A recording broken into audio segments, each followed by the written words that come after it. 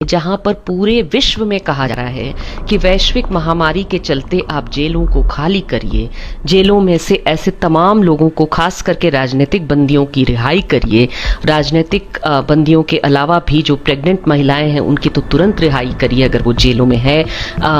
बुजुर्ग लोगों की रिहाई करिए, महिलाओं की रिहाई करिए।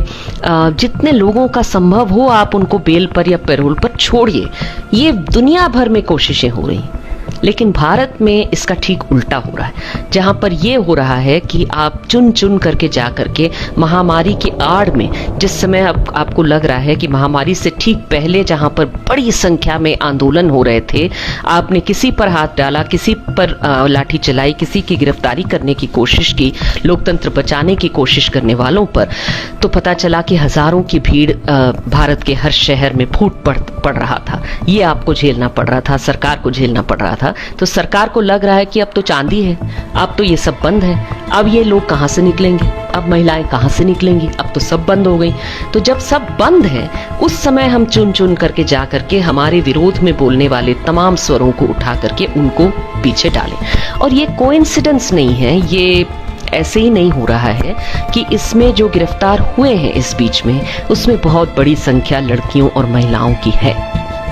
इसे समझना इसलिए ज़रूरी है क्योंकि एक तरह से यहीं से समझ में आता है कि ये जो CAA विरोधी लोगों को ये पकड़ रहे हैं, ये कह रहे हैं। दूसरी बात ये भी हो रही है कि हाँ, ये अल्पसंख्यक समुदाय के लोगों को पकड़ रहे हैं। तो ये सरकार जो है ये लोकतंत्र विरोधी है, सरकार संविधान विरोधी है, सरकार अल्पसंख्यक विरोधी है। लेकिन इसके साथ साथ ये भी जान लीजिए कि ये सरकार महिला विरोधी भी है, ये नारीवाद विरोधी भी है। और इसलिए इसकी जो एक खास खुंदक है ऐसी महिलाओं से जो आंदोलनकारी हैं, जो लड़ रही हैं, चाहे वो बुजुर्ग हों, चाहे वो शाहीन बाग की दादियाँ हों, चाहे वो बिल्कुल ही यंग लड़कियां महिलाएं हों जो शाहीन बाग वाले आंदोलनों में, एंटी CAA वाले आंदोलनों में बड़ी संख्या में उतर रही थी, उन पर ये निशाना लगा रही है ये सरकार। जिसकी वजह से आप देख रहे हैं कि दिल्ली में ही सफूरा जरगर को, इशरत जहां को, गुलफिशा को ये गिरफ्तार कर लिए हैं, इन्होंने जेल किया है। ये कौन लोग थीं? ये छात्राएं थीं या महिलाएं थीं जो CAA विरोधी बिल्कुल ही शांतिपूर्ण आंदोलन को चला रही थीं। इनके बारे में पुलिस कह रही है कि हमारे पास सबूत है कि उन्होंने दिल्ली दंगों में इनका हाथ था। क्या सबूत है? अगर आप किसी को UAPA के तहत गिरफ्तार कर रहे हैं तो कम से कम देश को बता दीजिए कि कैसे सबूत हैं आपके। उनके पास कोई सबूत उन्होंने कुछ भी नहीं दिखाया है, और सबूत शायद है भी नहीं इनके पास, नहीं होगा।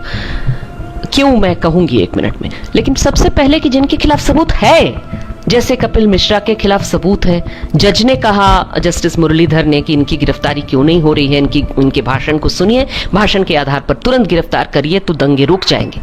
लेकिन इनकी गिरफ्तारी उस समय सरकार ने कहा कि समय ठीक नहीं है, पुलिस ने कहा समय ठीक नहीं है, जज साहब का ट्रांसफर हो गया, कपिल मिश्रा की गिरफ्तारी नहीं हुई। और आज इतने महीनों बाद, वो फरवरी की बात थी, आज मई महीना चल रहा है, अभी भी कपिल मिश्रा छुट्टे घूम रहे हैं, जिनके खिलाफ सबूत है सबके आंखों के सामने। और गिरफ्तार कौन है? जो लड़कियां, जो महिलाएं जिनके खिलाफ में शांतिपूर्ण आंदोलन करने, सरकार से सवाल करने के अलावा कोई उनके खिलाफ कोई सबूत नहीं है। उनके बारे में पुलिस मनचाहे जो कह रही है और तिहाड़ में जा रही है। उससे भी ज्यादा खराब ये कि सफूरा जरगर जो 3 महीने प्रेग्नेंट थी पिछले महीने जब उसको गिरफ्तार किया गया, अब वो 4 महीने प्रेग्नेंट है, उसे जेल में रखा जा रहा है।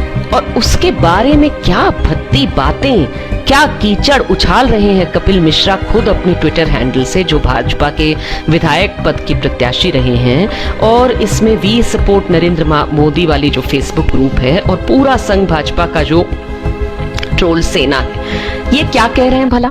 ये कह रहे हैं सफूरा के बारे में कि अरे ये शाहीन बाग आंदोलन के समय प्रेग्नेंट कैसे हो गई, लोग प्रेग्नेंट कैसे होते हैं, ये हमारे चलते थोड़ी प्रेग्नेंट हुए, हमें थोड़ी मौका मिला इन्हें प्रेग्नेंट करने का, तो वो प्रेग्नेंट किससे हुई हैं? बाप पहले बताया कि डॉक्यूमेंट नहीं दिखाएंगे, आप कह रहे हैं कि बाप नहीं बताएंगे बच्चे का, वगैरह वगैरह। तो वो कुल मिलाकर के इतना ही इशारा कर पा रहे हैं कि शायद वो शादीशुदा नहीं है और शायद वो प्रेग्नेंट हो गई है बिना शादी के, वगैरह वगैरह। ये सब झूठ है।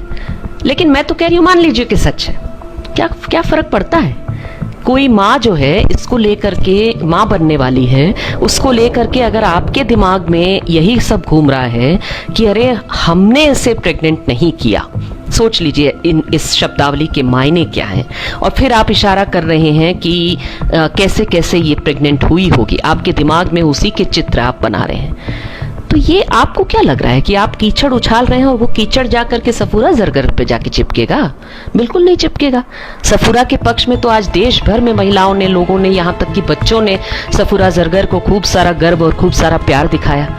ये सारा कीचड़ आपके दिमाग के भीतर भरा हुआ है, ये सारा गोबर जो है, गू है, ये आपके माथे के भीतर है। ये संघी बॉयज लॉकर रूम है। अभी अभी जो बॉयज लॉकर रूम वाला प्रकरण आया, जिसमें स्कूल के बच्चे जो हैं, स्कूल के लड़के, वो एक तरह से लॉकर रूम फेसबुक पे, इंस्टाग्राम पे बना करके उस पे लड़कियों के बारे में, उनके कपड़ों के बारे में, यहाँ तक कि रेप की बातें की चर्चा कर रहे हैं।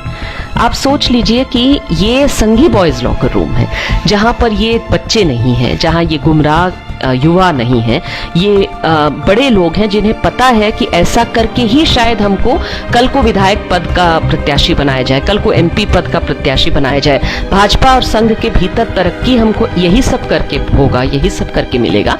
ये वो कर रहे हैं और ये दुनिया देख रही है। ये सब भी इस पैंडेमिक के दौरान चल रहा है। पैंडेमिक के दौरान, महामारी के दौरान कहा जा रहा है कि ऑरेंज और हरे जोन्स में भी प्रेग्नेंट महिलाएं बाहर ना निकलें कोविड-19 के भय से।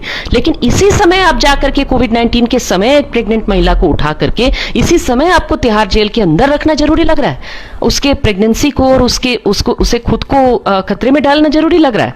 ये भारत की सच्चाइयां हैं। इसके अलावा भी जिनके फोन्स को ये सीज कर रहे हैं, वो आयशा की कवलप्रीत कौर हो, वो पिंजरा तोड़ की कार्यकर्ता हो, ये सारे जो है ये बहुत ही वोकल एक्टिव नारीवादी महिलाएं हैं जो कि आंदोलन के पक्ष में हैं, लोकतंत्र के पक्ष में हैं, संविधान के पक्ष में अपनी आवाज उठा रही हैं, बिल्कुल बेबाक आवाज उठा रही हैं। और उनके पीछे ये सरकार हाथ धो करके पड़ी हुई है। ये चीज साफ साफ दिख रहा है। ये भी एक बड़ा लोकतंत्र के लिए खतरा हमारे सामने है। तो अगर हम इस समय पूछें कि इस पे जो रिस्पॉन्स है, इस पे यूएन कह रहा है कि भाई कोविड-19 से जो रिकवर करने की जो कोशिशें हैं, उससे उभरने की जो कोशिशें हैं, उसके सेंटर में आप महिलाओं और लड़कियों को रखिए। सुनने में तो अच्छा लगता है, लेकिन ये होगा कैसे? सीधी सी बात है कि अभी जिस तरह से कोविड-19 के साथ में डीलिंग हो रही है, ऐसा कतई नहीं हो रहा है।